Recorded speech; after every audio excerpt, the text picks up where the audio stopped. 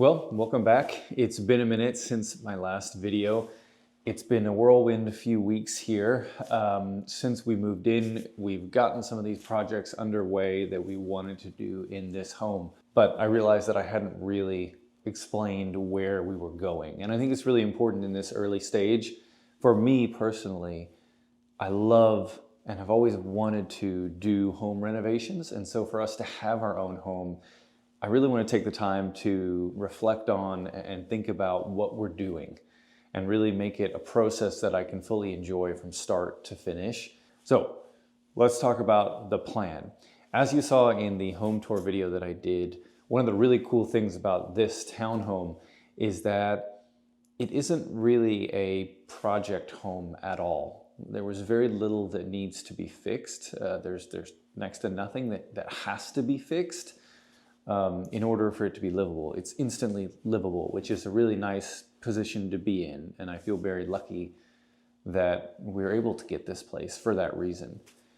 It does make things easy as well when it comes to painting, small renovations, stylistic changes that we want to make, because you don't have to do any big, huge, major renovations first.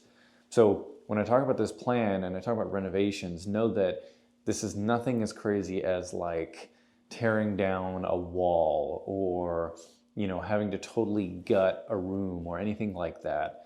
We're really talking about cosmetic renovations, paint, putting up shelves, putting up trim, things like that. So to start, I want to start with the styles that we like. So my wife and I really like the arts and crafts movement, right? The craftsman movement, as it was called in America. We like Art Nouveau quite a lot. The kind of organic shapes and designs. We like the connection with nature that is, inherent in those styles. And personally, I also like Victorian quite a lot.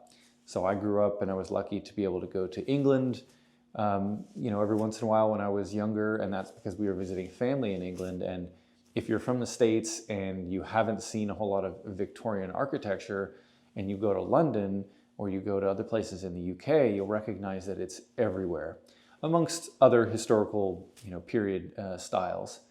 But I really love Victorian. Being a townhome, I've been in plenty of townhomes, or at least several townhomes in the UK that have the look that I want in our home. So Victorian is kind of the guide for what my intention is with the home. The other thing I should say as it relates to style is the colors that we like. So we're really big fans of neutrals. And by neutrals, we're referred to neutrals such as like a green, grayish green. It's been very popular recently. We like, kind of deep reds, burgundies, even like a kind of nice browns and beigey brown kind of colors. Personally, I like navy quite a lot. Kind of very traditional, but muted, softer toned colors. Those are the ones that we tend to like. My wife is a big fan of purples, so maybe using purple somewhere in the home. So yeah, that's kind of what we're looking at. And that takes me to the phases. Just to explain the situation a little bit, we're in a position where we were able to purchase this home, but we still had a few months left on our lease. And specifically, from the time of purchasing the home and confirming the purchase, we had at least probably 2.5 months left in our apartment. And it was going to be way too expensive, stupidly expensive to try to get out of that apartment lease. And so we just decided, okay, we're gonna have to pay double for a month or so. It's going to end up being a month or two. It's not ideal, but it's much better than just having to pay a ridiculous fee to break the lease with the apartment. So we figured, since we're close by, automatic light. So we figured since we're close by, we could use these several weeks that we have to go through the process of properly doing the things that we wanted to do in the new home without all the furniture in place. And again, that's a really nice position to be in, because I feel like once you get all the furniture in your new place, it's a lot harder to convince yourself or your partner or your family to then do a project with you where you've got to move all that furniture out after you're already settled. So feel very lucky that we've kind of worked out for the better. So the phases. When I talk about phases, like I said, this is keeping in mind that we were able to really plan this out and think about what we wanted to do first. So the first phase, before we've moved all our furniture in, has been about painting the downstairs, putting up molding. So mostly it's wood. We looked into something called urethane or polyurethane molding. But we got painting, we got molding, which includes crown molding, includes baseboard molding, and includes picture frame molding. So those 3 different types of molding, specifically in the living area and the dining area, which is all connected, right? So painting, molding, and then we've also got the garage, which I'm sitting in right now. So those 3, if we get all of these 3 set up before we move in, we'll feel a lot better, and we'll be able to just essentially move our stuff in and really make it feel like our own much quicker. Oh, come on, automatic light. Yeah, so that's that. Phase 2 is really the move in, right? Like I said, we get all of our stuff in. We might here or there feel like we want to replace a piece of furniture. We're still going to wait and see how big our couch feels in our living area, because to be honest with you, while the living area is totally fine, while the living area is totally big enough, it does feel more like a sitting room style just because of the orientation of it. I love that it's facing the fireplace, but it is a little bit siloed towards the fireplace, which makes it tricky to think about where would a TV go? Where would you orient the couch? And it just lends itself more, if you think about these Victorian homes or these older homes that had fireplaces, the seating would be arranged to where everyone could enjoy the fire and not have the focus of the room be the TV. And that's certainly how I want it to be. I want it to feel cozy, and I think we can do that by having the fireplace be the focus. That's the big one, the couch and how that will fit. The other stuff, you know, if it's upstairs and in the bedrooms, we're just going to get it up there. So getting all of our stuff moved in, getting little knickknacks and things we might need, maybe finding a couple pieces of furniture that work better for the space. That's phase 2. And then phase 3 is all the future renovations that we want to do. Now, the big ones on this list include bathrooms. And, you know, when I talk about doing these renovations, I think maybe it sounds a little bit frivolous that we just want to, you know, gut the entire place and do all of these renovations. That's not really how I'm thinking about it. I'm looking to do most of them myself. And with the painting, my wife's heavily involved too. So like we're doing this as a team, and we're really doing this ourselves, which saves money, which doesn't save time, but allows us to put kind of our personal touch on how we want it to be done. And I'm really excited about that.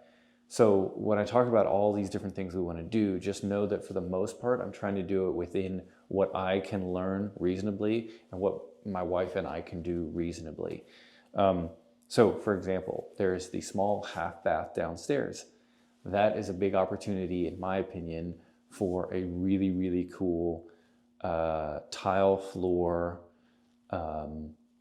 wainscoting up, you know, to a few feet, 3 feet, plus some really cool wallpaper in there. Just like a really cool renovation in that half bathroom. The upstairs bathrooms are a little bit dated. They have, you know, what feels like linoleum flooring that might have been there for quite a while. They're in good working order. You know, they function very well. But there are opportunities in the future, particularly in the master bathroom, to make it a lot nicer and make it feel a lot nicer. Again, whether that's tile on the floor, or whether that's, you know, refinishing or totally redoing the cabinet around the sink. I'm not looking for changing out completely the sinks or the toilets or anything like that. If I have to kind of move them or lift them up temporarily and then put them back, totally fine with that. But that's kind of the approach that I'm thinking about with the bathrooms. Those are opportunities definitely to really elevate the space quite a bit. The other things are the guest bedrooms, which are really kind of our offices or craft rooms or studies. My wife is really big into knitting and spinning wool. And I think that it could be a really cool craft room for her space up there in one of the guest bedrooms. That would also be where we have our guest bed, which is a pull-out day bed, which is about the size of a king size bed when you pull it out, which is huge, so that's great. The other room would be my study or my office. I work from home a lot of the time, so it would have to function for that, but it would also be where I get to talk about, come on, Mike. It would also be where I would get to talk about photography, where I could do some framing projects if I want to make frames. This space down here is kind of an extension of that. The garage, being able to use the garage to make things has been a dream of mine for a long, long time. And so between us being able to have those rooms up there for crafts room for our office and then the space down here, it just gives us a lot of opportunity to be able to do projects. So that's really what we want to do with those spaces. As far as the style of them, we could do some fun things, possibly a, hold on.